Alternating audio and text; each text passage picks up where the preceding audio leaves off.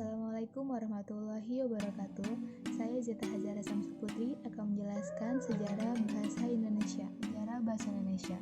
Indonesia dikenal sebagai bangsa yang memiliki beragam macam bahasa.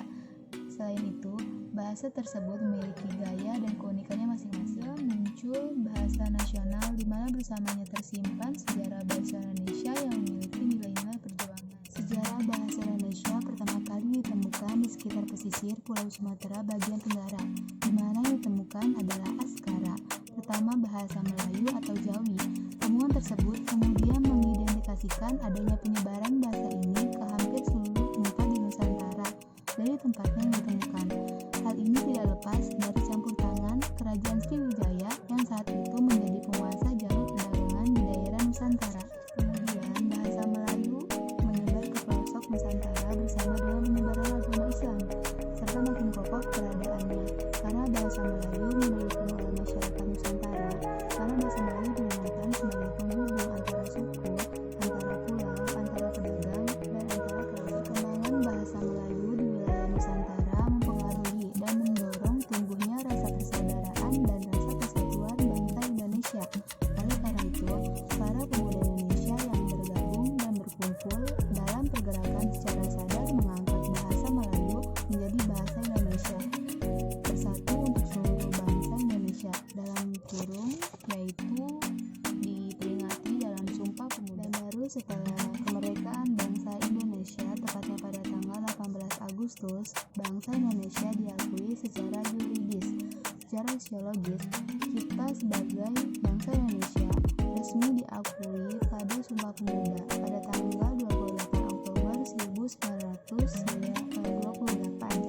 Hari ini juga sesuai dengan butir ketiga Ikrar Sumpah Pemuda, yaitu kami putra dan putri Indonesia mengaku menjunjung bahasa persatuan bangsa Indonesia. Namun secara yuridis, bangsa Indonesia diakui pada tanggal 18 Agustus 1945 atau setelah kemerdekaan Indonesia.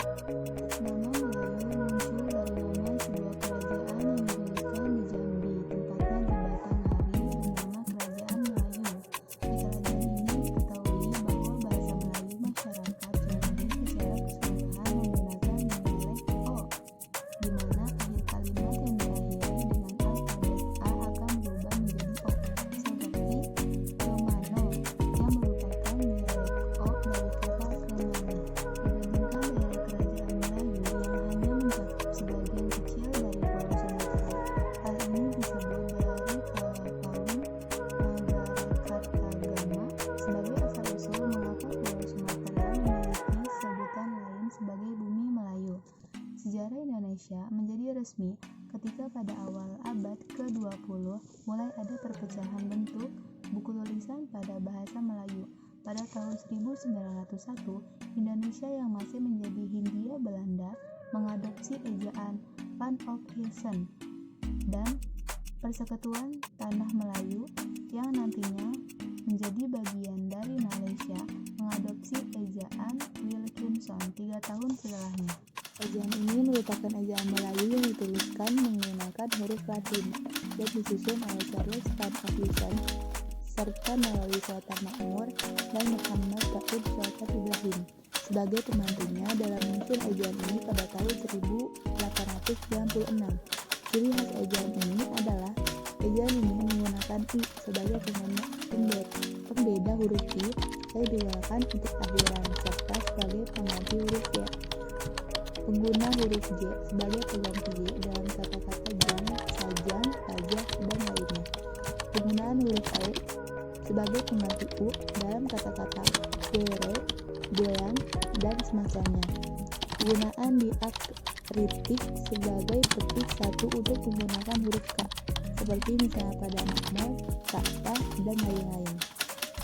Ejaan penggunaan Ophusen adalah ejaan republik yang dikenal juga dengan nama ejaan Selandia. Ejaan ini diluncurkan pada tanggal 19 Maret 1947 dan memiliki ciri sebagai berikut. Huruf E tidak lagi digunakan dan mulai menggunakan huruf O. Penggunaan petik satu untuk bunyi sentak digantikan dengan huruf K, seperti misalnya sentak, tidak, tak, dan lain sebagainya.